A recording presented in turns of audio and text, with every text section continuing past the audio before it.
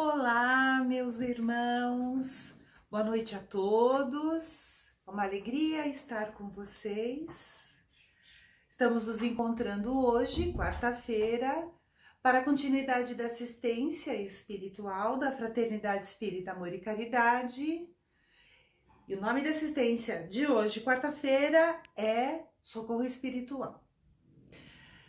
Então, para que a gente possa ter um tratamento agradável, que surta aquele efeito bom em todos nós, eu vou pedir para que todos busquem um local com um pouco de privacidade, se for possível, né? Quando não é possível, o local bom é o que temos.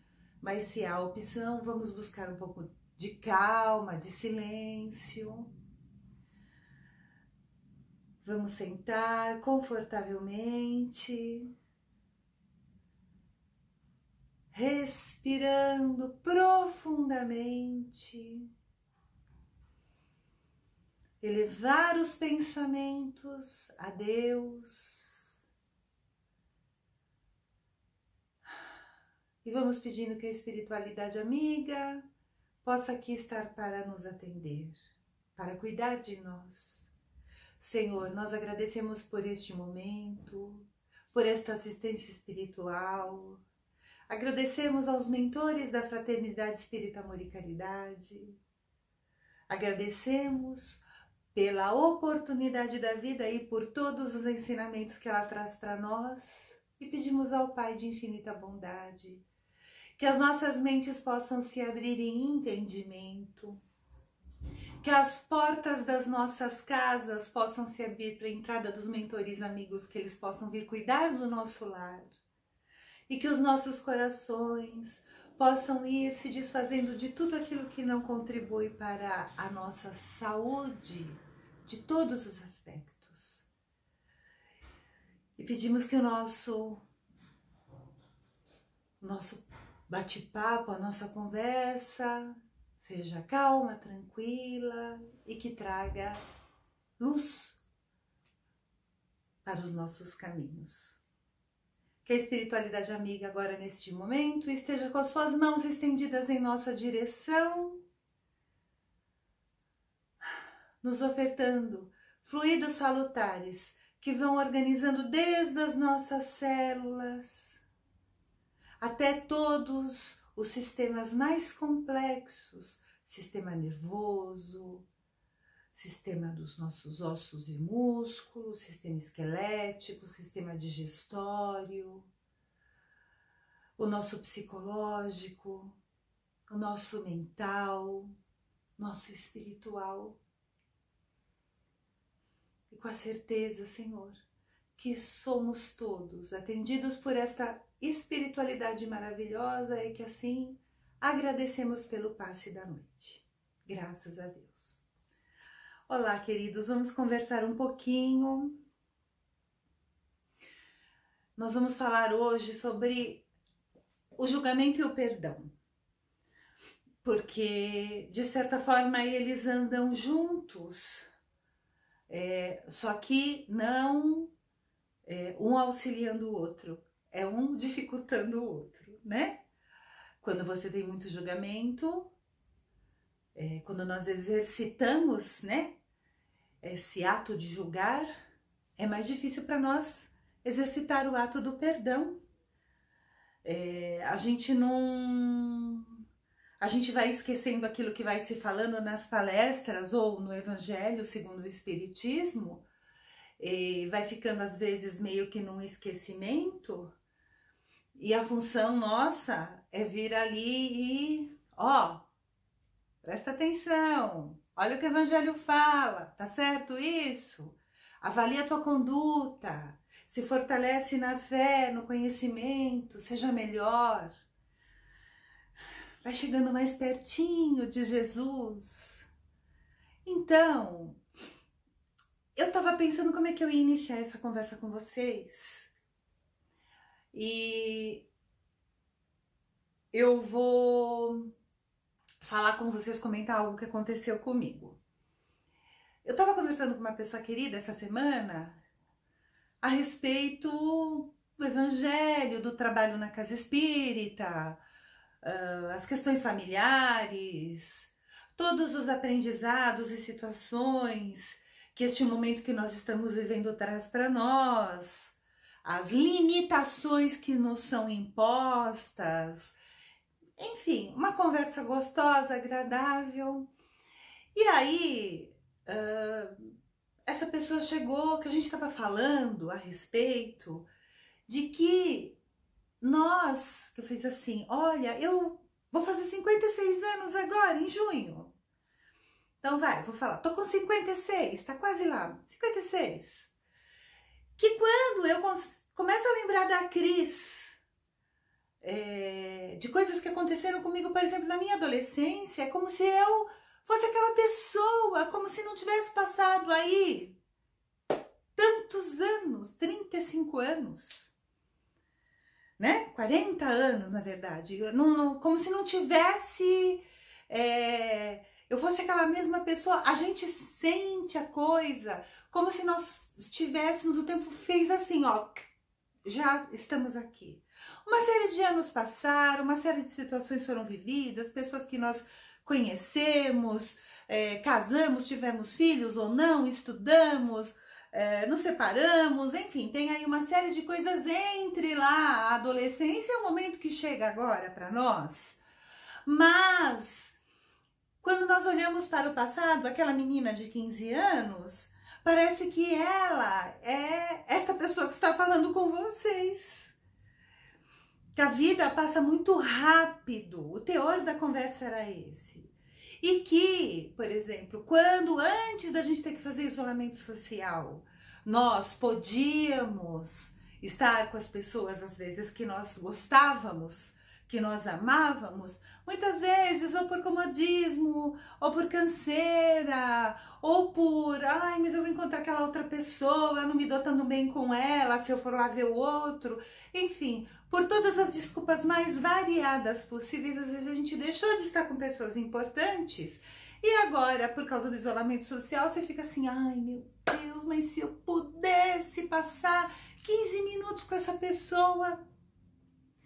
E aí você vai valorizando muito aquele tempo, aquelas oportunidades, vai se sentindo um pouco mal porque desperdiçou outras tantas de estar com a pessoa e vai implorando a Deus que tudo se resolva para que você ainda, com as pessoas que você ama encarnadas nesta oportunidade reencarnatória, você possa desfrutar delas, que a gente sente muita saudade. E aí a pessoa falou assim para mim, sabe, as pessoas ficam falando que a vida é bela. Nossa, a vida é bela, vamos usufruir. Olha a natureza, os pássaros, a música. E foi descrevendo exemplos, falando exemplos para mim de coisas que, por exemplo, numa palestra espírita a gente ouve, ou numa conversa ali entre amigos se fala da beleza da vida, e ele fez assim, a vida não é bela não. Vocês falam isso na palestra espírita, porque vocês têm que elevar as pessoas, elevar o padrão vibratório, mas a vida não é bela não. E foi me dando exemplos, e aí falou assim, por exemplo, você tá tão feliz, você tem um filhinho, o filhinho adoece. A vida deixou de ser bela. Morre uma pessoa querida sua, ou um filho, uma esposa, um irmão, enfim, alguém muito íntimo seu, a vida não é bela. A vida perdeu a beleza, perdeu a graça. E eu fui ouvindo tudo aquilo, refletindo naquele momento, eu fiz assim, mas olha, presta atenção. Você está pensando de uma maneira imediatista. Você está pensando na vida em uma circunstância que é de muita importância para as pessoas, não há dúvida nenhuma. Um acidente, porque vou falar das coisas negativas, das coisas que são tristes, que nos dão sensações ruins, porque são os motivos para a pessoa considerar que a vida não é bela, né? Então eu vou falando, você está sendo imediatista, você está pensando num tempo muito circunscrito, muito pequenininho. E aí você tá meio que diminuindo toda a experiência da vida da pessoa naqueles anos em que se viveu aquela situação de tristeza. Eu fiz, para pensar, porque às vezes, quando eu tô conversando com vocês nos vídeos, eu falava assim, da beleza, da complexidade, da perfeição de todo este planejamento reencarnatório e como a espiritualidade vai trabalhando para que os encontros possam ir acontecendo e as pessoas possam estar lá junto com aqueles irmãos que ela tem que viver a coisa e que isso é muito complexo, demanda ali toda uma organização muito perfeitinha, uma coisa ali muito cronometradinha, que é fantástico.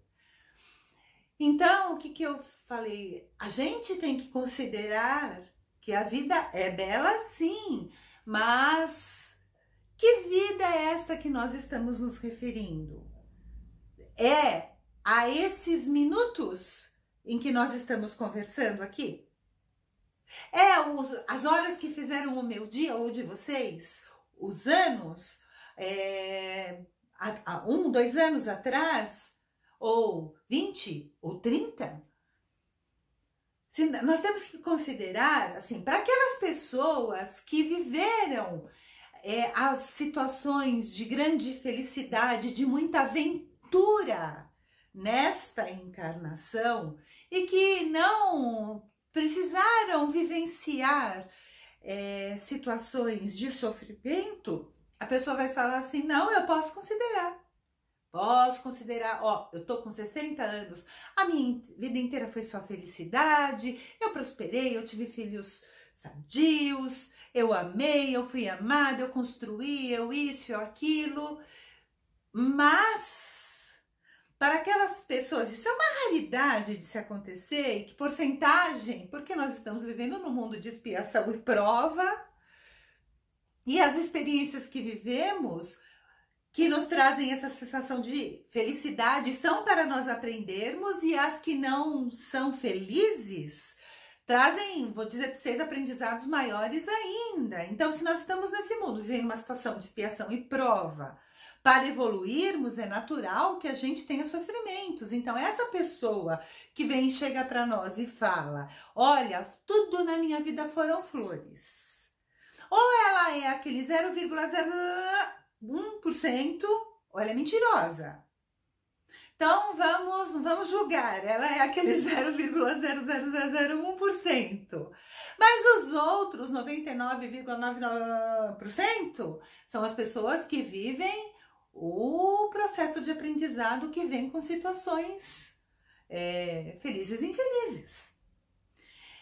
Então, quando você considera os últimos anos que você viveu deste momento que você está vivendo, desta encarnação, se a coisa foi uma coisa mais densa nas experiências, às vezes a pessoa pode falar, não, a vida não é bela, não.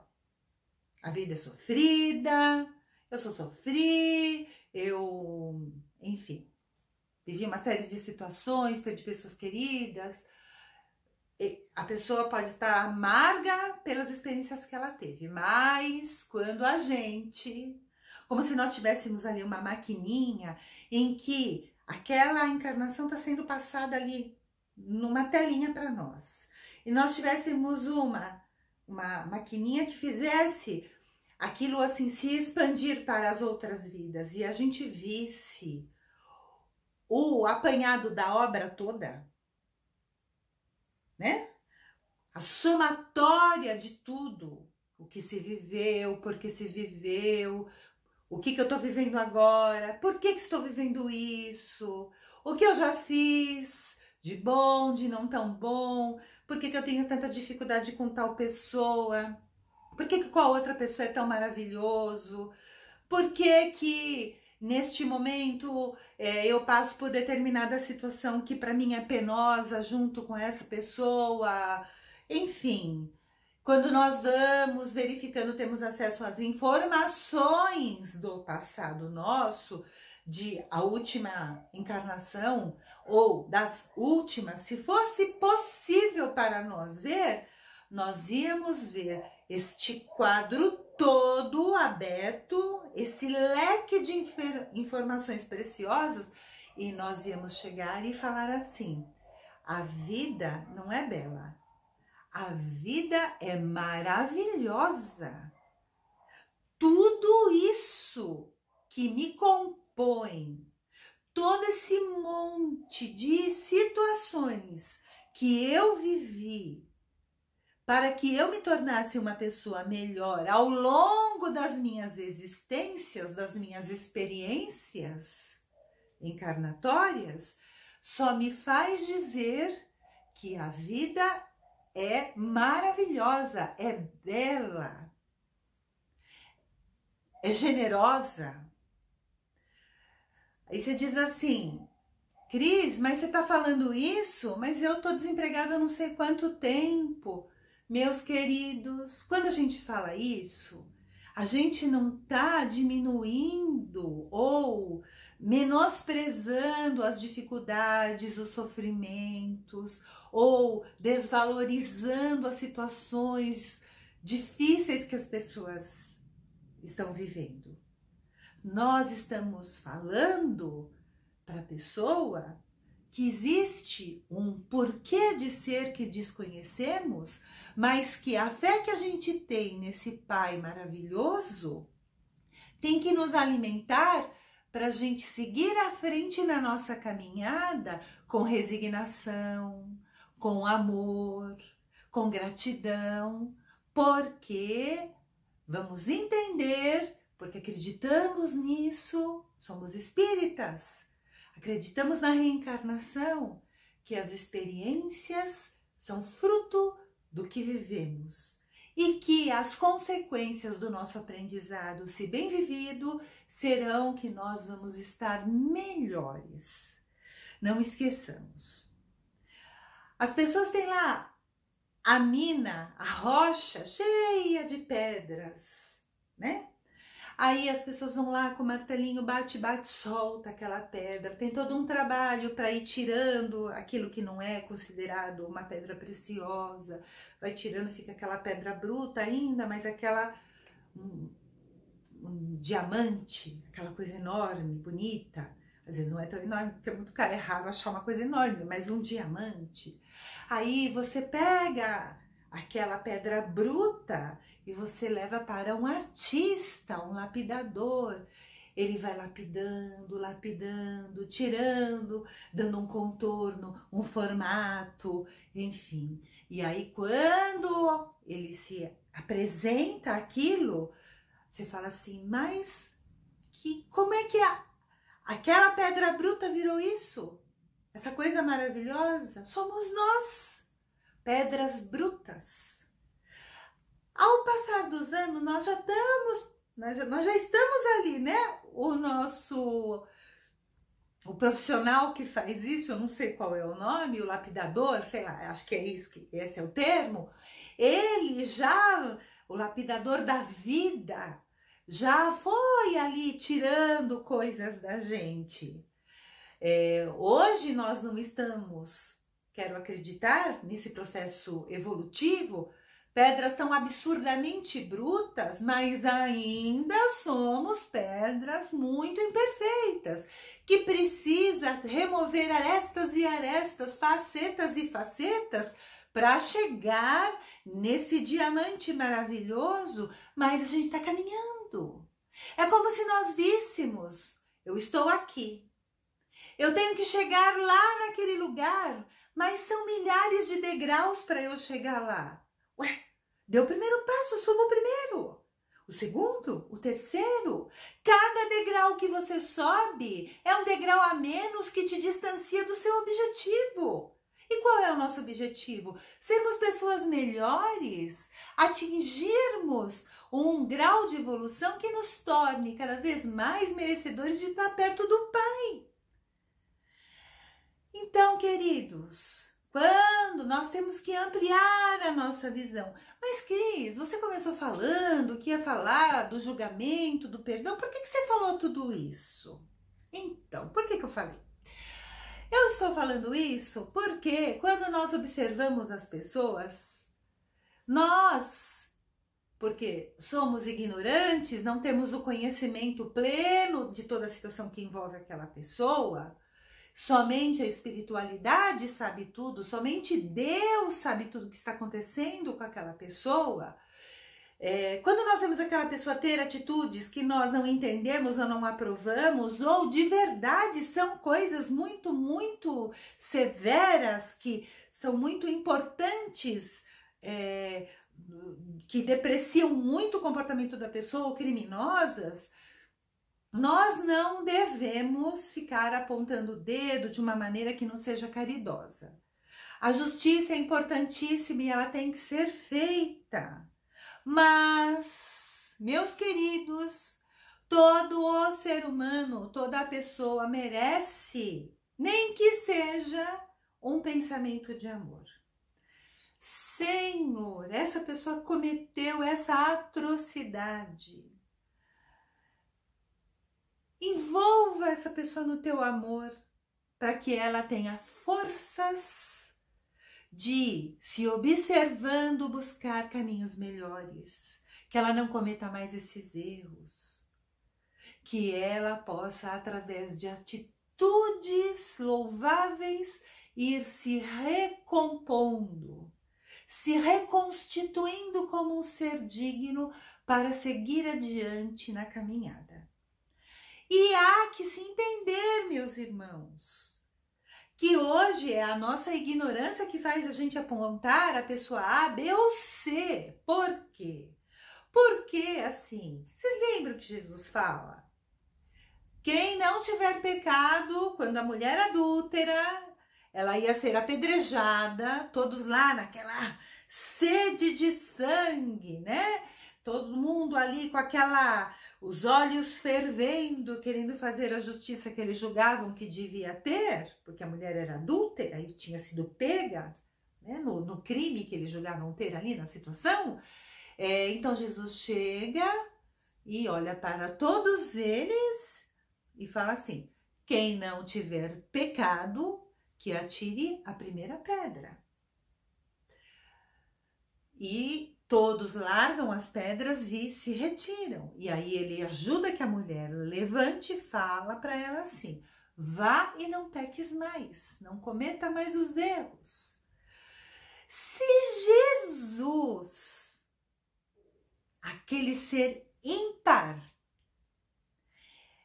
essa grandiosidade, esse espírito espetacular, eu nem sei que adjetivos eu posso falar para descrever Jesus, foi capaz de pegar aquela mulher diante de todos os acusadores, os algozes dela naquele momento, e falar: olha, se você não tem pecado, você pode atirar a pedra, mas quem não tiver pecado, que atire a primeira pedra. Se Jesus falou isso, como é que nós, que sabemos que somos tão absurdamente imperfeitos, podemos olhar, avaliar, julgar, sentenciar, e se por acaso não sentenciamos ali, não temos o poder de ir lá e agredir a pessoa, quanto muitas vezes a vontade nos pega, mentalmente envolvemos a pessoa num quadro de terror, de agressividade. Como é que nós, tão imperfeitos, vamos fazer isso se o próprio Jesus, que é quem é, perdoou aquela mulher? E mais que isso, perdoou a todos nós. A todos nós. Basta ver qual foi ali, né, o Calvário de Jesus. Quem é que fez aquilo tudo? Quem participou daquilo tudo? Todo mundo, nós todos. Quem de nós pode falar que não estava lá, com certeza? Vai saber, né? Pode ser que nós estivéssemos ali. Então, meus queridos, nós não podemos, porque não sabemos o que fizemos, porque nós não devemos julgar ninguém, já condenar a pessoa. Quando nós vamos pensando em tudo isso, em todo esse contexto tão interessante, é que nós vamos chegando no perdão. Porque quando nós entendemos isso que eu estou falando para vocês, quando nós entendemos que Jesus fala assim, você vai perdoar não 7 vezes, 70 vezes 7 vezes. Né? Olha só, né? A prescrição ali, o remedinho que Jesus está nos dando. Então, quando nós somos estimulados a fazer isso, e o julgamento pelo nosso orgulho e a nossa ignorância faz com que esse nosso impulso de julgar seja freado, ou a nossa vontade de perdoar seja diminuída, então o julgamento é um atraso. Então vamos nos policiar. Até porque vamos entender o seguinte, queridos. Como é que é? A semeadura é opcional, mas a colheita é obrigatória. O nosso exemplo é a nossa semeadura. Vamos ter atenção, a gente não tem que fazer as coisas ou deixar de fazer com medo da colheita. Nós temos que fazer as coisas, semear positivamente, porque isso é o correto e nos enche de alegria. Com certeza, a colheita vai ser favorável também, não há dúvida nenhuma. Até porque se somos pessoas melhores e colaboramos para o equilíbrio deste mundo que vivemos, vamos usufruir deste mundo maravilhoso, porque nós estamos compondo ele através do nosso esforço. Para finalizar, vamos na historinha. Então, um trabalhador da casa estava conversando comigo e aí ele me falou da historinha, que quando Jesus estava crucificado, todos vocês devem lembrar disso, né? À direita e à esquerda haviam ali 2 malfeitores, 2 ladrões que estavam crucificados ao lado de Jesus. E a gente teve toda uma questão política envolvendo o sinédrio, né? O sumo sacerdote, enfim, para a questão, né, dos romanos, tudo que se arquitetou e se combinou, né, um cobrindo o outro para que se chegasse à crucificação de Jesus. Eles viam o Jesus como uma pessoa subversiva, como alguém que poderia trazer ensinamentos que colocassem em risco o poder deles, né? Poder político, econômico, enfim, várias coisas. Então, meus queridos, no dia seguinte era o Sabá, que é um dia importante para os judeus. E na história, né, que foi contada para mim, havia um soldado que estava ali fazendo a guarda de Jesus e dos outros 2 homens crucificados. E ele ouviu uma conversa entre ali, né, o pessoal do sinédrio, os sacerdotes, pedindo aos romanos que as pernas de Jesus, os joelhos de Jesus fossem fraturados. Porque sem o apoio das pernas, porque estariam quebradas, com o corpo de Jesus pendendo, a morte dele seria mais rápida. Mas não estavam fazendo isso pensando em diminuir o tempo de sofrimento de Jesus. Eles não queriam que Jesus morresse no dia seguinte, que era esse dia importante para eles. Eles não queriam que tudo aquilo maculasse aquele dia que eles davam tanta importância. O soldado romano, né, não sei exatamente a patente que era, ouvindo isso, ficou horrorizado. Porque ele disse, meu Deus, mas quanto sofrimento! Além de toda a tortura que Jesus sofreu, da própria crucificação, da morte tão lenta e dolorosa, eles ainda iam ter coragem de quebrar os joelhos de Jesus. Então, quando eles descrevem esse soldado, eles falam assim, que ele tinha uma fama entre os outros soldados de ser assim um brutão, um guerreiro, né? Um homem grosseirão. E o que se fala a respeito dele é que ele era um homem que ele entrou para o exército romano porque ele não tinha condições físicas, porque ele tinha uma limitação visual de ter uma outra profissão, que ele tivesse que ter uma visão adequada. Então ele pegou e conseguiu entrar para o exército e ali ele foi se mantendo para poder sobreviver. E ele, o que que acontece? Ele fica pensando, esse homem, esse soldado, o que ele podia fazer diante de tamanha atrocidade que se aproximava de Jesus.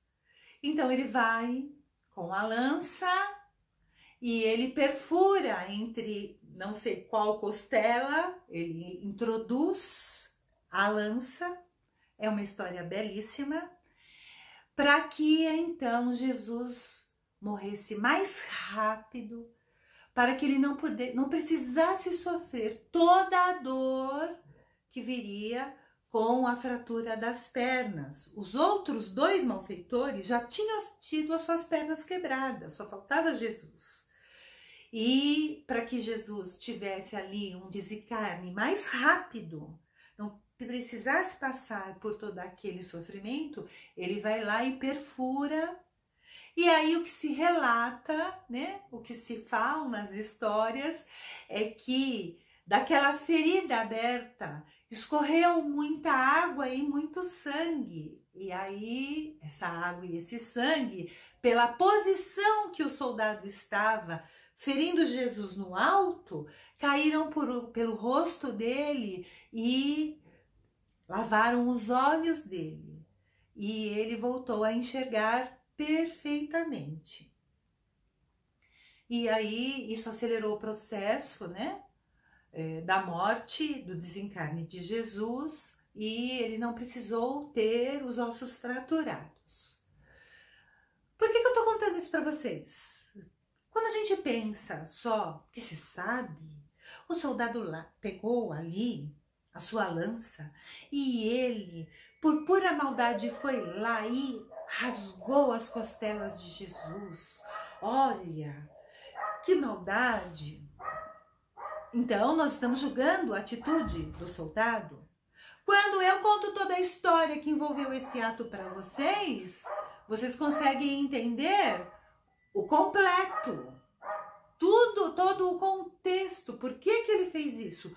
Todo o nosso julgamento, a nossa visão a respeito deste homem muda completamente. Então, meus queridos, vamos entender que julgar não nos cabe. Nós não somos sábios e não temos conhecimento para julgar.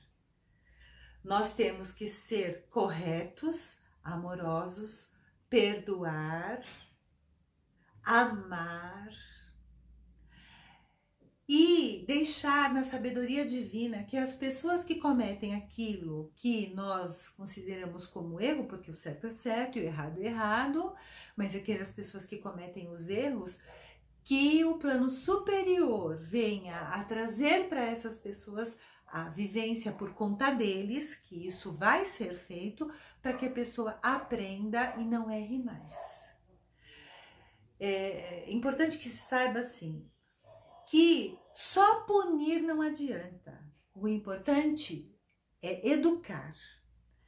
Muitas vezes é preciso sofrer para aprender, mas a maneira como isso deve acontecer, e se é de fato essa forma que tem que ser para a pessoa melhorar, a intensidade, o grau do sofrimento, a circunstância que envolve esse aprendizado está fora da nossa sabedoria. Então vamos pedir sempre a Deus, Senhor, olha por todos nós, nos proteja, nos ampare, fortaleça aqueles que podem cometer erros, mas que se a pessoa falhar ou eu mesmo falhar, que eu possa aprender com justiça, com sabedoria, Vamos pedir perdão pelos nossos erros e perdoar aquelas outras pessoas, seguindo o convite, a prescrição que Jesus trouxe para nós. Então vamos fazer as nossas vibrações, Senhor, com essa alegria que nos invade. Envoltos nesse sentimento, vamos dividir através das vibrações com o nosso planeta as bênçãos da tua presença entre nós. Que em cada lar a presença de Jesus se faça. Que em cada coração oprimido o abraço de Jesus alivie. Que onde houver ranger de dentes, o amor de Jesus seja o remedinho que venha trazer a força e que amenize as dores. Senhor, para as mentes conturbadas e iludidas, para aqueles que têm a missão de definir aquilo que vai para uma nação toda pelos governantes, que a clareza de Jesus, que o exemplo de Jesus possa norteá-los. Senhor, que a tua presença se faça no nosso Brasil, coração do mundo, pátria do Evangelho. Que nós possamos, Senhor, através das nossas ações, merecer esse título. Que nós possamos fazer crescer e crescer o amor, a caridade, para que não só no Brasil isso possa transformar o mundo. E pedimos que Jesus esteja em nossos lares e que o exemplo do Mestre possa também nos envolver e que sejamos todos pessoas melhores, seguindo o exemplo de Jesus. Agradecemos, Senhor, por este momento tão gostoso, tão especial. Pedimos que nós tenhamos uma semana de muitas conquistas, de muitas vitórias, de muito aprendizado, que a nossa fé seja sempre grande, robusta, e não percamos as oportunidades, Senhor, da prática da caridade e do perdão. Muito obrigado a todos pela atenção, que vocês tenham uma semana muito feliz, muito protegida e amparada. Muita paz a todos. Beijo para vocês.